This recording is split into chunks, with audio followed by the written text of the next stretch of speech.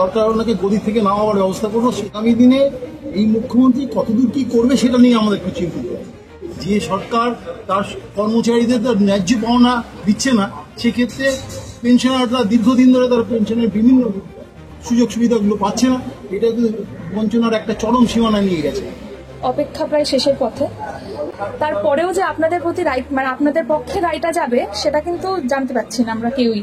তো আপনাদের কি মনে হয়, রায় কি আপনাদের পক্ষে যেতে পারে? অবশ্যই যাবে। রায়ের জন্য তো আমরা অধীর আগ্রহে বসে আছি। রায় তো আমাদের পক্ষে যাবে, সে ব্যাপারে আমরা 100% নিশ্চিত। কিন্তু আগামী দিনে এই মুখ্যমন্ত্রী কতদূর কি করবে সেটা নিয়ে আমাদের একটু চিন্তিত।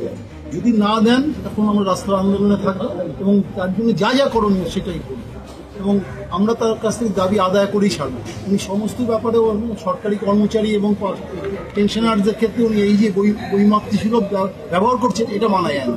যে সরকার তার কর্মচারীদের ন্যায্য পাওনা দিচ্ছে না, সেক্ষেত্রে পেনশনাররা দীর্ঘদিন ধরে তার পেনশনের বিভিন্ন সুযোগ সুবিধাগুলো পাচ্ছে না।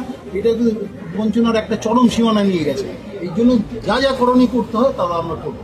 এক মুহূর্তের জন্য ওনাকে ছাড় করবো। এই একবার সুপ্রিম কোর্ট থেকে আদেশটা বেরোতে দিন, তারপর দেখা যাক দেয় কি না দেয়। দরকার ওনাকে গদি থেকে নামাবার ব্যবস্থা করবো। তার জন্য যেভাবে আন্দোলন করতে হয় সেভাবে আমরা আন্দোলন। এত লাঞ্ছনার পরেও কি শাসক দলের প্রতি যে সমর্থন সেটা কি 2026-এ কন্টিনিউ হবে?